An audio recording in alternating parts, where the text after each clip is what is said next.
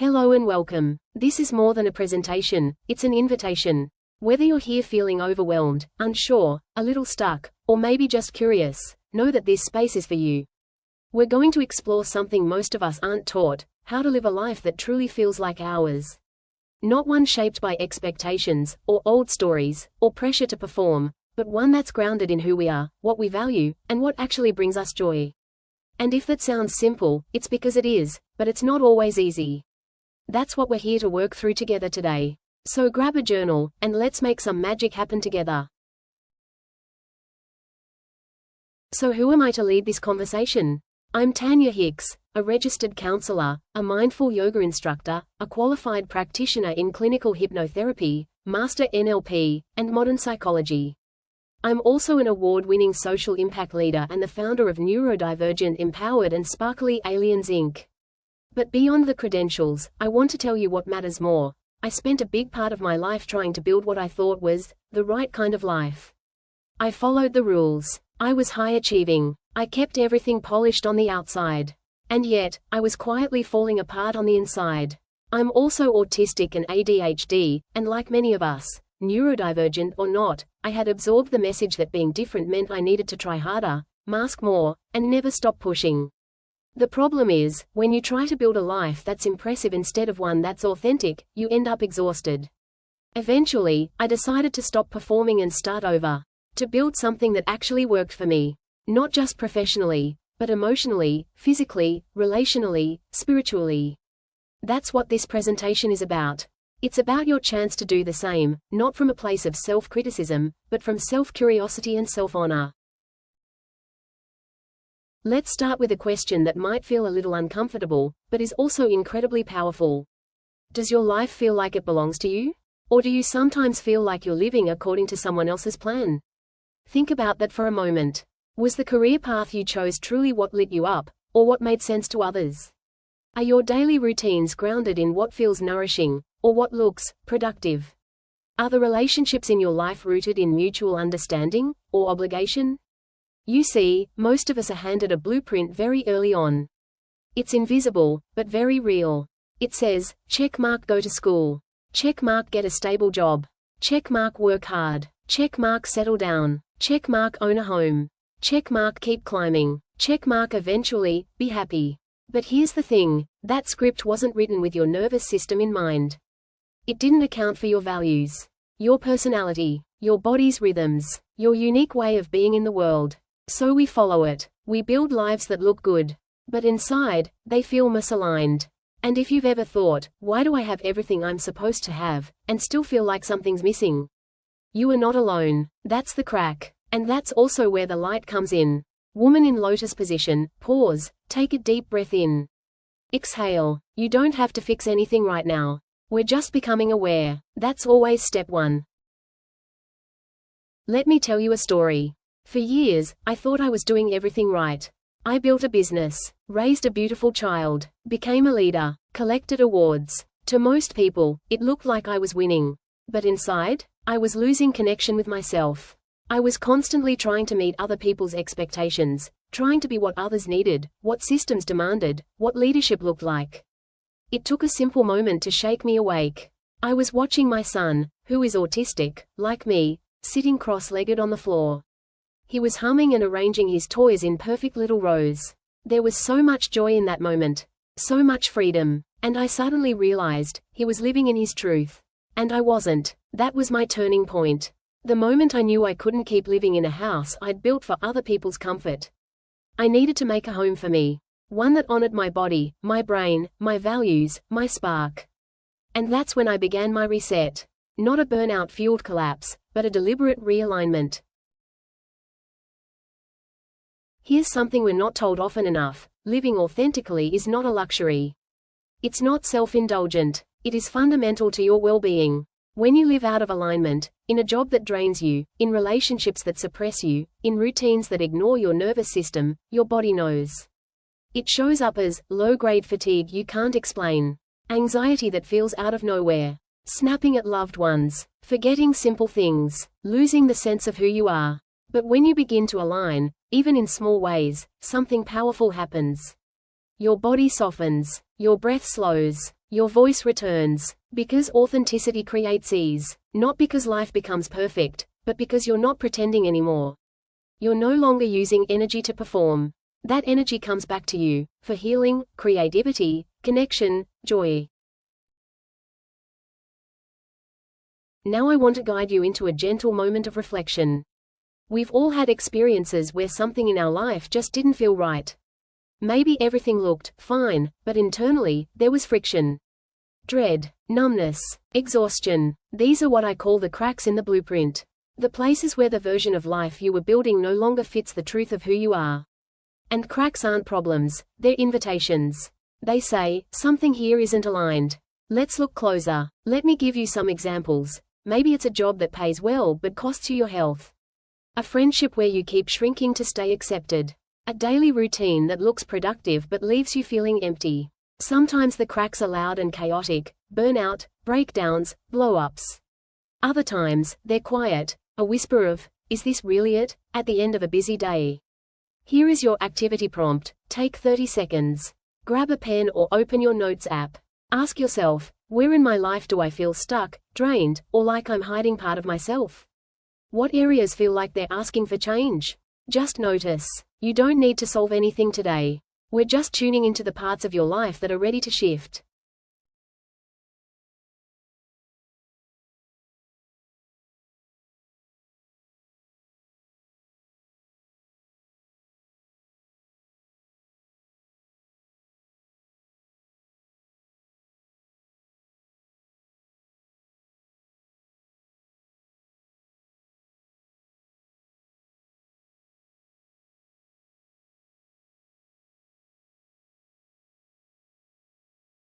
Let's reframe something that most of us were taught to avoid: discomfort. Discomfort doesn't mean you're broken. It doesn't mean you've failed. It means something inside you is wise enough to notice that a change is needed. Think about physical pain. If you touch a hot surface, the burn tells you, pull away. Emotional discomfort works the same way. It's feedback from your system that you're out of alignment. It might say, this job no longer reflects who I am. I'm tired of pretending to be someone I'm not. I want more rest, more play, more purpose. When we honor that discomfort, when we listen instead of pushing it down, that's when we create space for something new to emerge. Your sparkly reset doesn't begin in confidence. It begins in discomfort, and the courage to pay attention to it.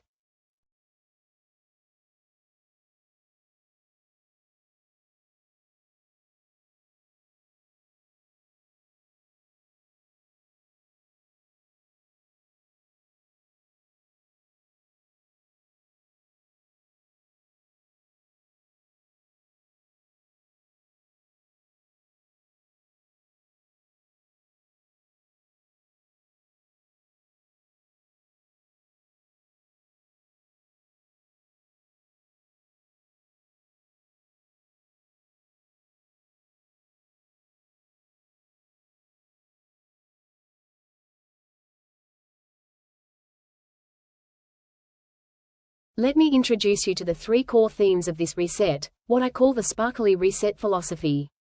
It's a reimagining of how you live your life, and it revolves around 3 shifts. 1. Reclaiming joy. Joy isn't a luxury. It's information. It's your internal compass pointing you toward aliveness. If something feels joyful, it's worth noticing. 2. Redefining success. So many of us are exhausted because we're chasing someone else's definition of success. It's time to write your own. Maybe success for you means peace, or creative freedom, or time with your kids. 3. Cultivating authentic connection. Connection is the nutrient we all need, but we can't get it if we're constantly performing. When you show up as the real you, some people might pull away, but the right people will lean in. This reset doesn't require a dramatic reinvention. It starts with small shifts, little moments of realignment, that slowly rebuild a life that feels like home.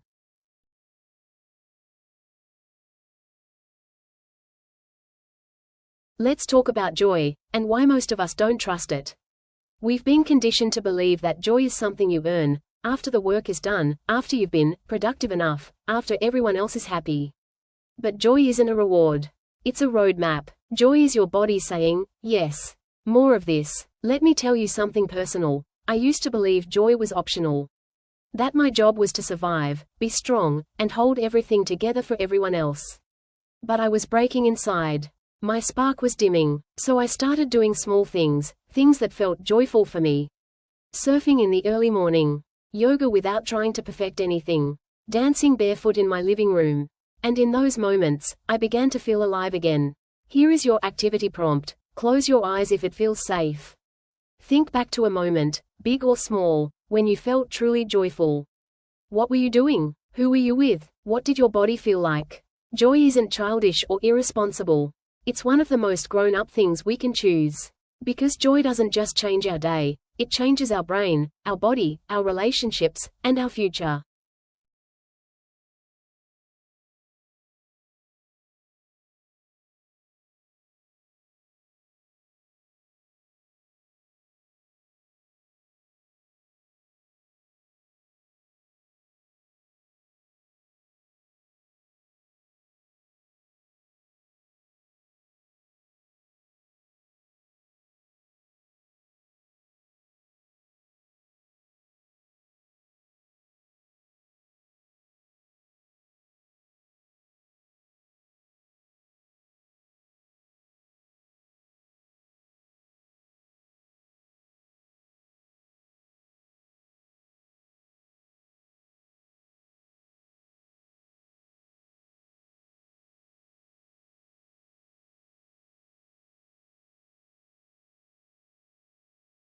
Let's pause and talk about one of the most powerful concepts to re-examine in your life: success. So many of us are stuck in cycles of exhaustion, not because we're failing, but because we're succeeding at something we don't actually want. We're chasing things like titles, pay grades, or appearances that maybe once meant something, or maybe they never did. We measure our worth by how productive we are, how much we've achieved, or how busy we sound when someone asks how we're doing. But here's a radical question. What if success is a feeling, not a finish line? For me, success is being able to wake up without dread. It's watching my son smile without masking. It's choosing work that aligns with my values, even if it doesn't make sense on paper. It's being well, being whole, being free. Here is your reflection prompt. If no one was watching, what would success look like for you? What would it feel like in your body? Peaceful? Creative? Secure? Spacious? There is no universal definition of success, only the one you give yourself permission to live by.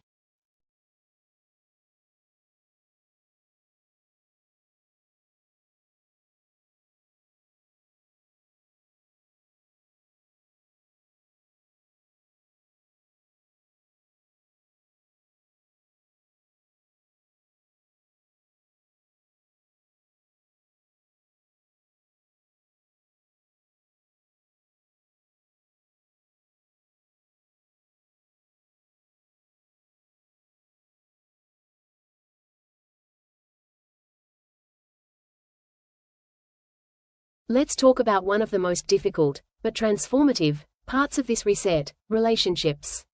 You've probably already felt it, that moment when you start showing up more honestly, and someone pulls away.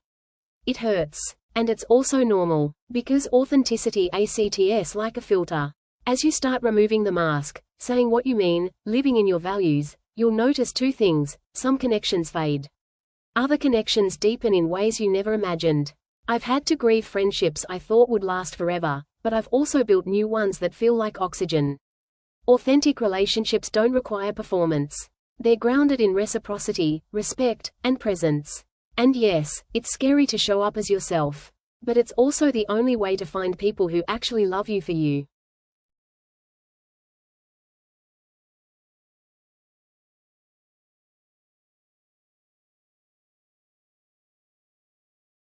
So how do we actually build a life that reflects who we are? That's where your authenticity architecture comes in. Think of it as your personal foundation, not a to-do list, but a design. One that holds space for your energy, your needs, and your dreams. Here are the 4 pillars. Know your values, your compass. Reflect them in daily life, small alignment choices. Create rituals that support you, nervous system nourishment. Declutter your emotional space, releasing what no longer fits. Each one is simple, but powerful. Let's go through them one at a time. Your values are not just pretty words. They're anchors. When life gets noisy, and it will, your values help you find your way home. The problem? Most of us never slow down long enough to figure out what our values even are, let alone live by them. Here is your activity prompt. Write down 5 words or phrases that matter most to you. For example, freedom, peace, creativity, honesty, family, curiosity, justice. Now, ask yourself, how much of my life reflects these? Your values don't need to be ideal. They just need to be true. This is the core of your authenticity architecture.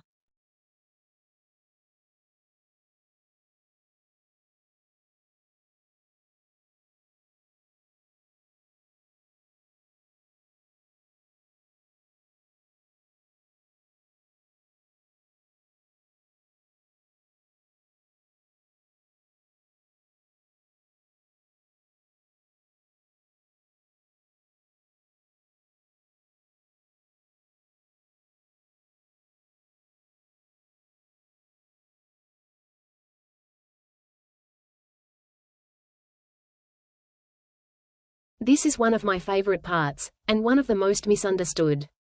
Creativity is not just art. It's not talent. It's expression. It's movement. It's connection. We are all creative beings. We create meaning. We create solutions. We create laughter, comfort, beauty, weirdness, rituals, rhythm. For me, creativity lives in how I write, how I dance, how I build programs, how I connect dots others don't yet see. Memo reflection prompt. How does creativity move through you? Maybe it's how you cook, organize, garden, build, game, write, or think. What did you love to do when no one was judging it? Creativity isn't frivolous. It's one of the deepest ways we stay connected to ourselves.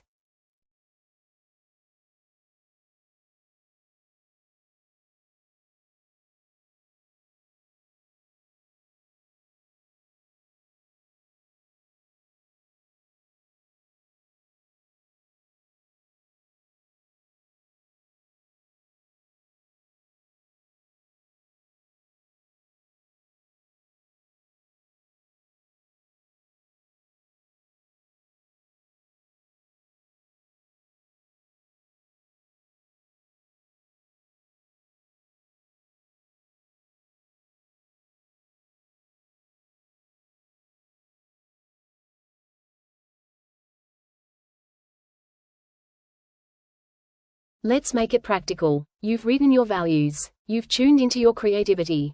Now, look at your actual day. What do you spend your time, energy, and attention on?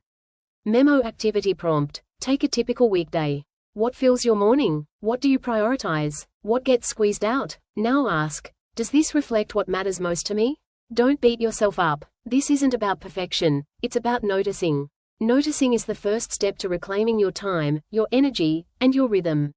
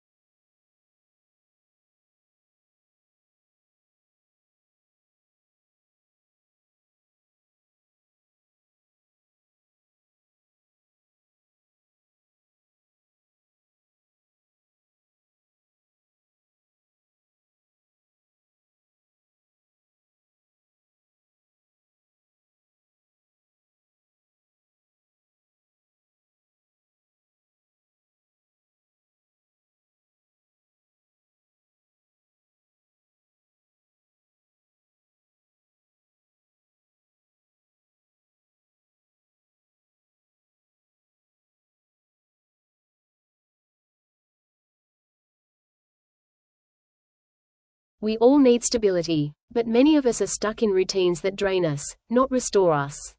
Let's talk about rituals, small, intentional practices that nourish your nervous system and reconnect you with your truth. These aren't productivity hacks. These are anchors. Sparkles for me. Yoga helps me come back into my body. Journaling helps me listen to my mind.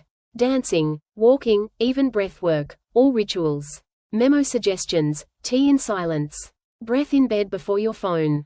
5-minute movement. 1-sentence journal. Start tiny. Start meaningful. Let it grow.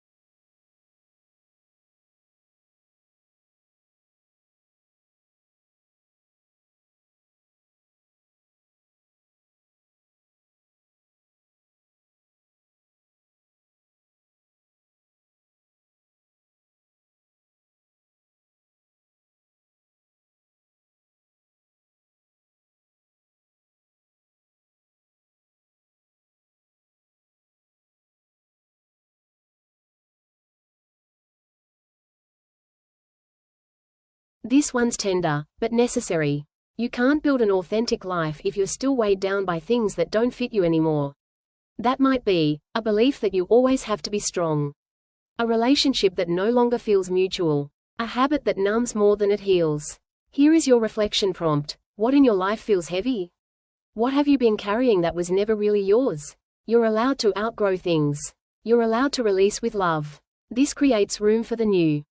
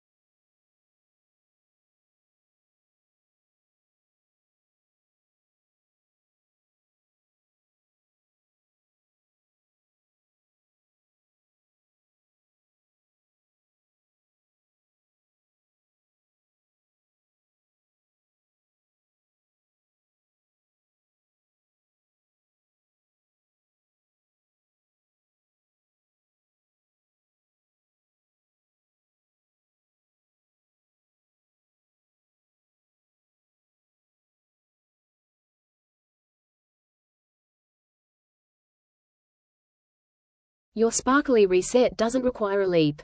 It requires a step, and then another. Ask yourself, what's one thing I can do today to live more in alignment with who I am? Is it setting a boundary? Saying yes to a hobby? Starting a morning ritual? The reset begins the moment you act on what you already know.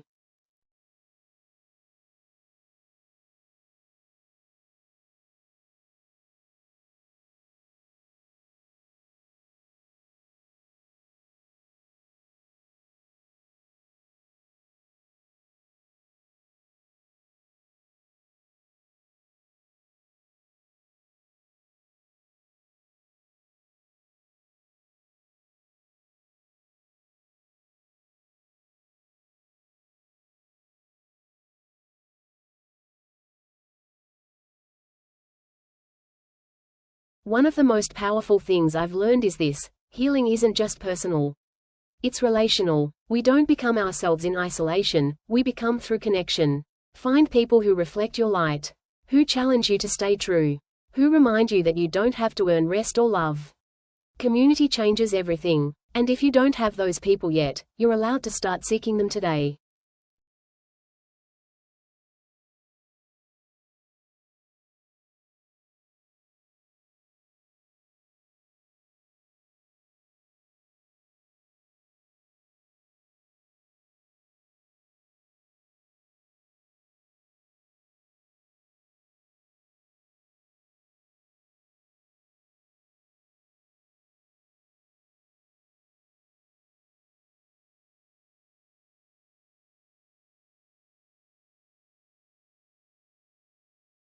Let's bring this home. Close your eyes for just a moment. Breathe into your belly. Exhale slowly. Now imagine, it's 6 months from now. You've been living more in alignment with your values, your energy, your truth. What does your day feel like? What's different? What's been released? What are you doing more of? You don't need to know all the steps to get there. You just need to believe that version of life is possible. Because it is. Write it all down now.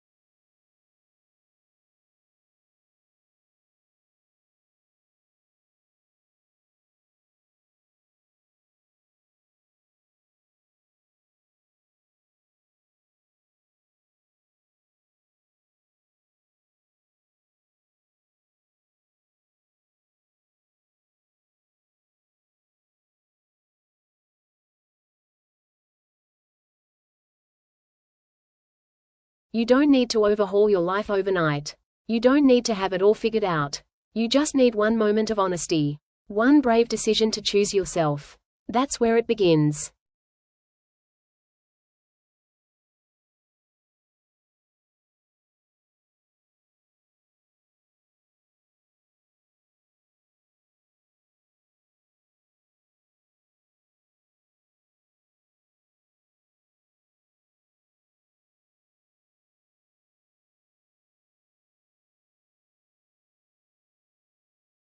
Thank you for being part of this conversation. For sitting with the hard questions.